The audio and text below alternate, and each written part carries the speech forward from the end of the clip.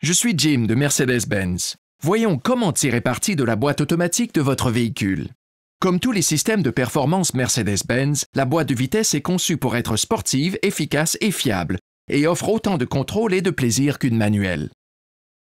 Mercedes-Benz offre plusieurs boîtes de vitesse selon le modèle. La plupart ont 7 rapports de marche avant et les plus récentes en comptent 9. Elles engagent le bon rapport au bon moment pour accélérer rapidement et offrent un excellent rendement énergétique sur la route.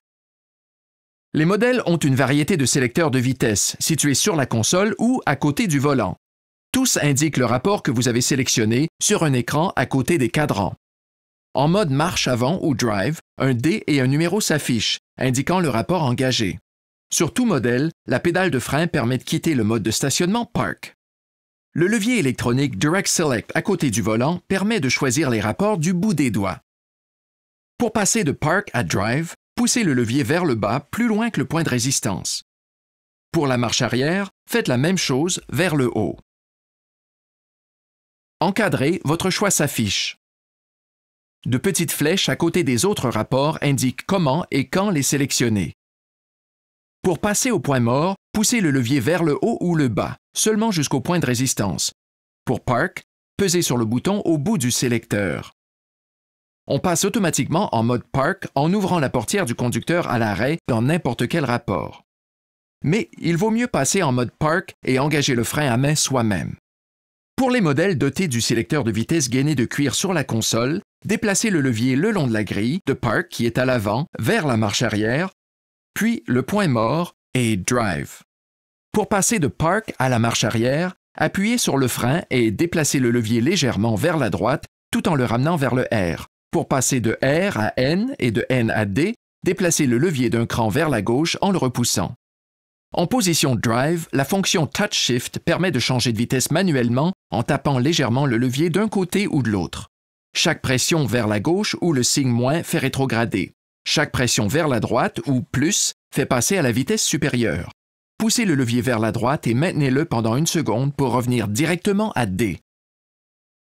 Sur certains modèles AMG, le levier E-Select sur la console fonctionne en gros comme le levier Direct Select du volant.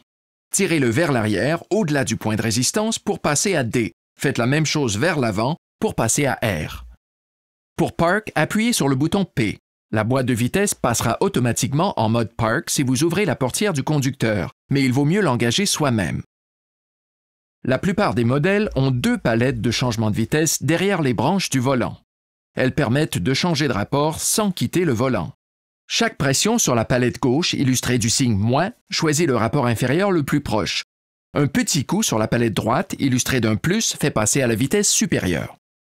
Les points de passage des rapports s'adaptent à votre style de conduite, mais plusieurs modèles laissent aussi choisir entre 2 modes ou plus au moyen d'un bouton sur la console.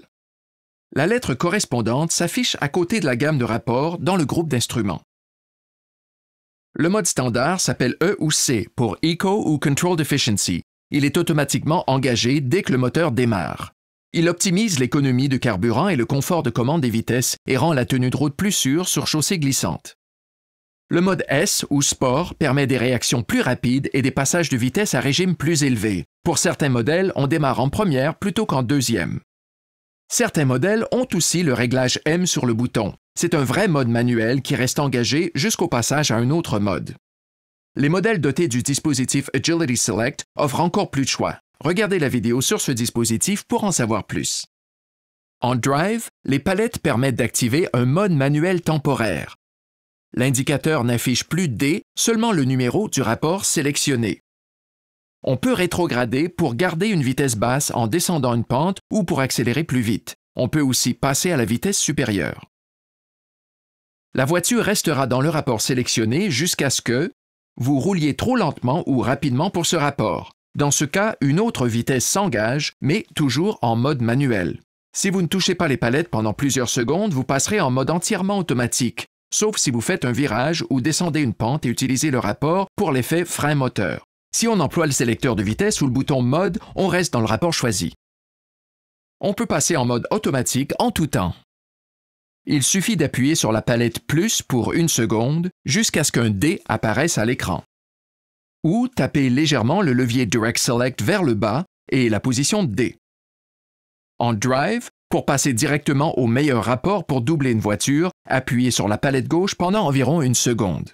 Puis, passez à la vitesse supérieure manuellement ou réinstaurez les changements de vitesse automatiques comme je viens de l'indiquer. Une fois stationné, sélectionnez Park à l'aide du levier et engagez le frein à main. Si la voiture a un bouton de frein de stationnement électrique, il sera automatiquement désenclenché quand vous reprendrez la route. Il se peut que vous vouliez rester au neutre quand le moteur est coupé, comme dans un lave-auto ou un remorquage. Le manuel du propriétaire offre plus de renseignements sur votre sélecteur de vitesse. Si vous avez des questions, votre concessionnaire Mercedes-Benz sera heureux d'y répondre. Merci.